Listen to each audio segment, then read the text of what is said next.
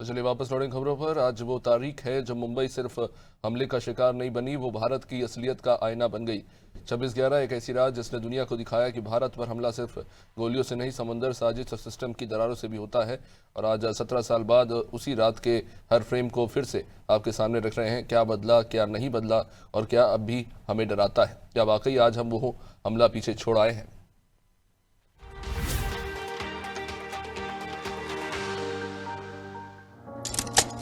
आज वो तारीख है जो कैलेंडर में सिर्फ एक नंबर नहीं, भारत की रगों में धड़कता एक जख्म है। आज वो तारीख है जिसने मुंबई को नहीं, पूरे भारत को हिला दिया था।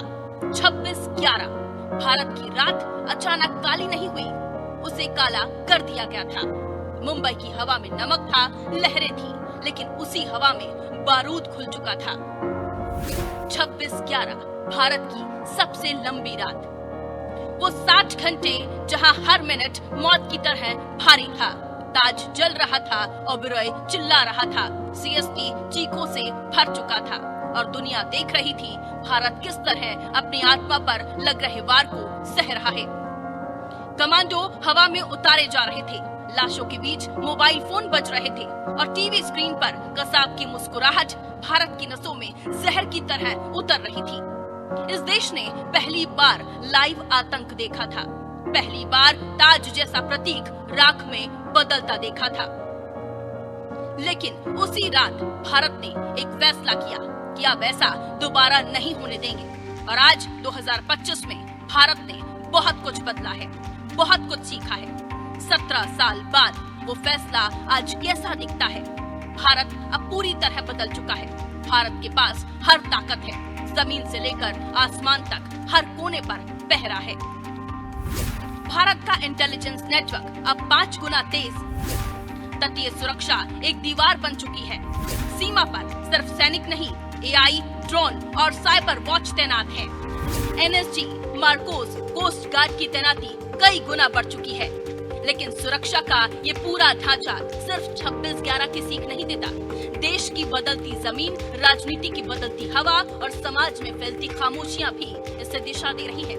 यही वजह है कि भारत ने ऑपरेशन सिंदूर देखा, एक ऐसा अभियान जो कह रहा है कि देश के अंदर किसी भी तरह का कट्टर नेटवर्क, विदेशी लिंक या संदिग्ध फंडिंग अब बर्दाश्त नहीं की जाएगी। लेकिन इतनी तैयारी के बावजूद, इतनी रणनीति के बावजूद एक जख्म अभी भी धड़कता है।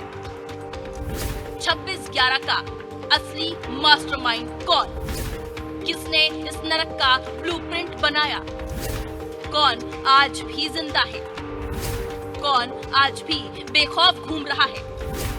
और इन सब के बीच तब से लेकर अब तक राजनीति ने 26/11 को अपना हथियार भी बनाया। तुष्टीकरण के आरोप, कमजोरी के आरोप, कड़ा जवाब, नरम रुख। कौन सही था, कौन चुका? बहसें तेज होती गईं और इन बयानबाजियों में शहीदों की चीखें कहीं खो जाती हैं।